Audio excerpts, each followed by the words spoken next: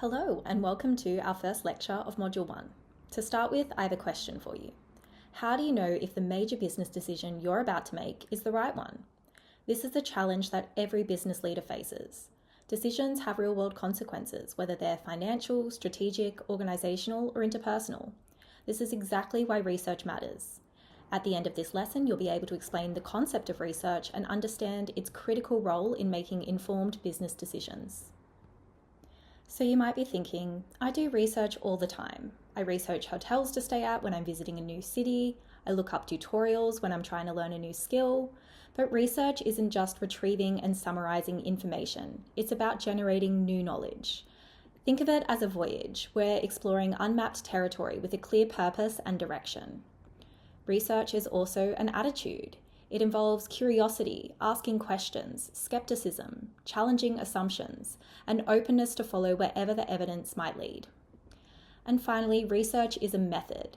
We use disciplined, systematic approaches that produce conclusions that we can actually rely on, defend, and justify. Now that gives you a rough idea of what research is, but let's narrow it down with a more specific definition. Research can be defined as a systematic and logical process of inquiry that uses rigorous methods to answer questions or solve problems.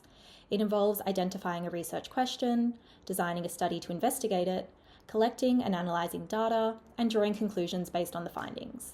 Now notice those key words: systematic, logical, rigorous. These highlight how research is a structured process designed to produce knowledge that others can trust and build upon. So why do people do research? Research is driven by so much more than just academic curiosity. It drives real business change and innovation. Reasons why we might research include investigating how people behave, think, or act in certain contexts, whether that's societally or at an organizational level. On that note, we might research to help change practice and how organizations and society operate.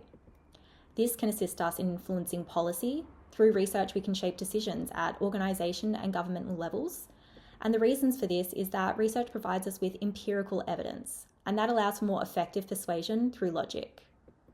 A person might conduct a research project to solve a problem that they've identified in their industry or society more broadly and implement a solution or intervention.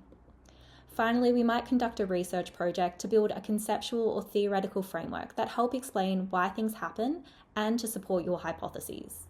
So it's important to note that these aren't separate goals, they're all interconnected. Research often serves multiple purposes simultaneously.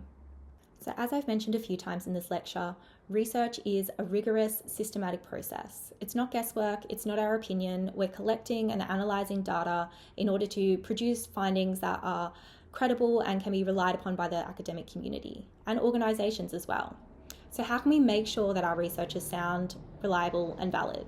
The course textbook identifies 7 criteria for quality research.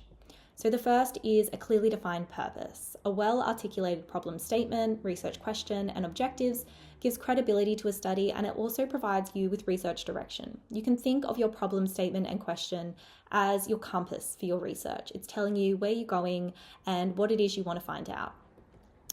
Next is research methods. These need to be detailed and explicit enough that others can replicate our work in the future, and the design needs to be objective in a way that minimizes our personal bias and allows for a clear interpretation of the results.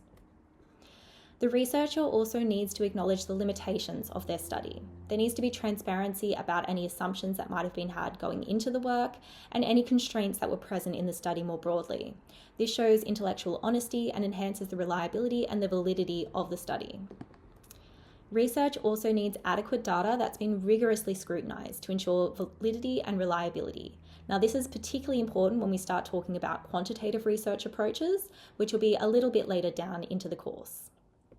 Research also needs data-bound conclusions. The claims that you are making in your conclusions need to stay within what the evidence actually supports. Don't overreach or make claims that aren't supported by the data that you've collected and analysed.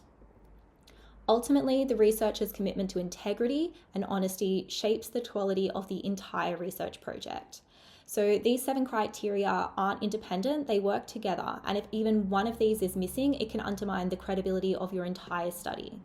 So the focus of this course is really on teaching you all how to achieve these criteria in your own business research. So Before you move forward to the next module, take a moment to reflect on an example of business research that you might have seen, whether that's in the workplace, you might have noticed it on the news, or you might have heard about it in your broader community. What kind of research do you think needed to be done in that business? And what do you think they were looking for? What do you think they were trying to find out? I'll see you in the next module.